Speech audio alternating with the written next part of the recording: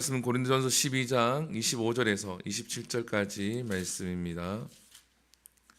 신약성경 고린도전서 12장 25절에서 27절까지 말씀입니다. 함께 나눌 말씀은 고린도전서 12장 25절에서 27절까지 말씀입니다. 고린도전서 15장 25절에서 27절까지 말씀, 우리 한 목소리로 같이 읽겠습니다. 시작. 몸 가운데서 분쟁이 없고 오직 여러 지체가 서로 같이 돌보게 하셨느니라. 만일 한 지체가 고통을 받으면 모든 지체가 함께 고통을 받고, 한 지체가 영광을 얻으면 모든 지체가 함께 즐거워하느니라. 너희는 그리스도의 몸이요 지체의 각 부분이라. 아멘. 할렐루야.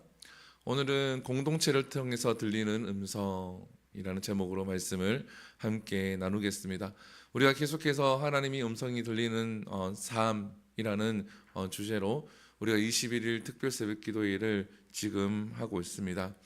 우리가 이제 내가 하나님의 음성을 이제 듣는 것에 초점이 맞추어져 있죠. 그래서 하나님이 내게 이렇게 말씀하셨다, 내게 이렇게 감동을 주셨다, 이렇게 이제 우리가 그 메시지를 받고 우리가 하나님 음성을 쫓아서 살아갑니다. 그런데 우리가 여기서 오늘 나눠야 될 부분은 뭐냐 하면, 하나님께 내게 음성을 주셨고 내게 메시지를 주셨는데 내가 그것을 쫓아서 살아갈 때에, 그것을 쫓아서 신앙생활 할 때에 그 메시지가 하나님의 음성인지 아닌지 우리가 또 제대로 분별하기 위해서는 이 메시지가 공동체에게 어떠한 영향을 미치는가, 가정과 교회에서 어떻게 그 영향을 미치고 있는가, 나로 인해서 교회가 힘들어지거나, 나로 인해서 교회가 분열이 일어나거나, 교회가 찢어지거나, 만약에 그러한 일이 발생한다 그러면 우리는 그 음성에 대해서, 그 메시지에 대해서 점검해 볼 필요가 있다라는 겁니다. 왜냐하면 하나님의 음성은 분열이 아닌 돌봄의 소리로 나타나기 때문입니다. 오늘 본문 25절을 보게 되어지면 이렇게 되어 있죠. 몸 가운데서 분쟁이 없고 오직 여러 지체가 서로 같이 돌보게 하셨느니라. 여기서 몸이라고 하는 것은 교회를 이야기를 하죠. 교회 내에서 어떻게 해요? 분쟁이 없다. 이 말은 뭐냐 하면, 여기 분쟁이라고 쓰여진 이 헬라어는 스키스마라는 단어를 쓰고 있긴 하지만 찢어지다, 아니면 균열이 나다, 이런 뜻을 가지고 있습니다. 즉 교회는 찢어짐이나 균열이 없고 라는 거죠. 내가 하나님 음성을 내가 듣고 메시지를 듣고 내가 그것을 행해 나가는데 교회에서 찢어지고 균열이 난다, 그러면 그 메시지에 대해서 우리가 돌아볼 필요가 있다라는 겁니다. 하나님은 결코 교회를 찢거나 균열가게 하는 메시지를 주지 않는다라는 거예요. 그러면서 여러 지체가 서로 어떻게 같이 돌보게 하셨느니라 라고 되어 있죠. 하나님은 서로 돌아보게 한다라는 거죠. 여기서 돌보다라는 것은 서로를 향해서 세밀하게 음성을 듣다라는 뜻을 가지고 있습니다. 세밀하게 관찰한다라는 거죠. 나의 행동과 나의 말로 인해서 누군가가 상처를 받거나 그러지 않는지를 돌아보라라는 거죠. 참 이 신앙생활하는 것이 어렵습니다. 내가 했는 말과 내가 하는 말로 인해서 누군가가 어렵다. 그러면 우리가 그 상황을 돌아보아야 한다라는 거죠. 그리고 두 번째로 우리가 무엇을 알 수 있습니까? 음성은 서로 공감할 때 들린다라는 거죠. 오늘 본문 26절을 보게 되어지면, 한 지체가 고통을 받으면 모든 지체가 함께 고통을 받고, 한 지체가 영광을 얻으면 모든 지체가 함께 즐거워하느니라. 한 지체가 힘들어하면은 한 지체가 같은 그 교회가 함께 고통을 받는다라는 거죠. 우리 예수님도 또한 이 공감을 하셨죠.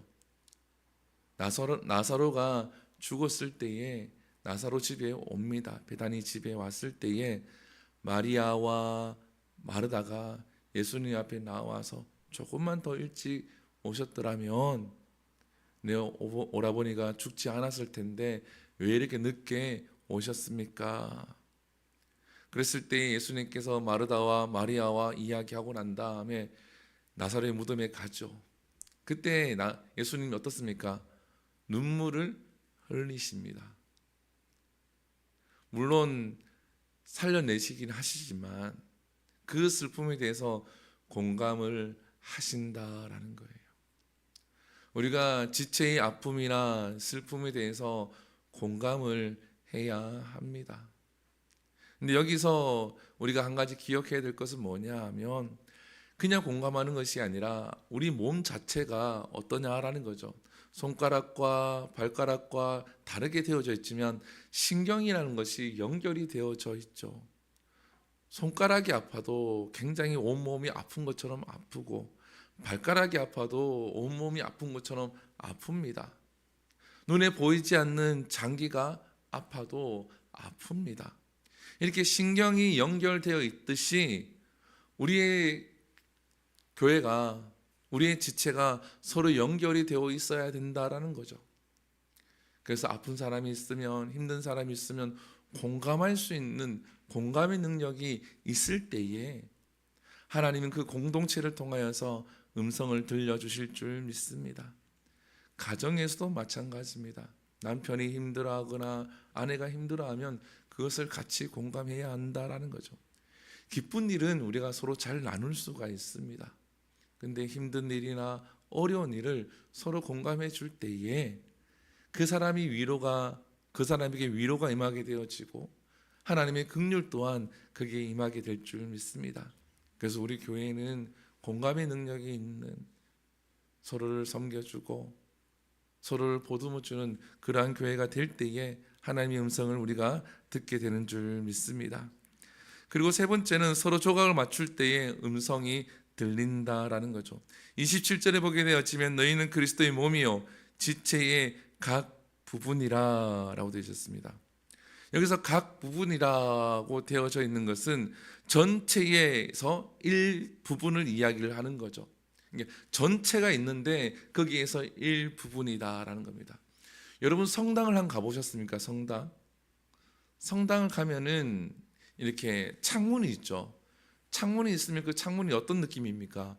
이렇게 조각을 이렇게 퍼즐로 맞추어 놓은 듯한 그런 창문의 느낌이고 거기에 이제 색깔이라든지 이런 것이 들어가서 그림이 되기도 하고 이렇게 해놓잖아요. 근데 그 조각들이 따로 있을 때는 그렇게 빛을 발하지는 않습니다. 그렇지만 그 글라스들이, 그 유리들이 모였을 때에 아름다운 형상을 나타내고 빛을 나타내는 것과 같이 교회라고 하는 것은 그러한 곳이다라는 거예요. 각자 다 다릅니다. 성향도 다르고 마음도 다르고 말하는 것도 다르고 성격도 다르고 살아온 삶도 다릅니다. 근데 이것이 어떤 것은 세모나고 어떤 것은 오각형이고 어떤 것은 사각형이고 또 사각형인데 삐뚤어진 사각형이 될 수도 있고 근데 이런 것들이 잘 맞아져야 한다라는 겁니다. 다르다고 해서 배척하는 것이 아니라 그 다른 부분이 잘 접해져야 된다라는 거예요.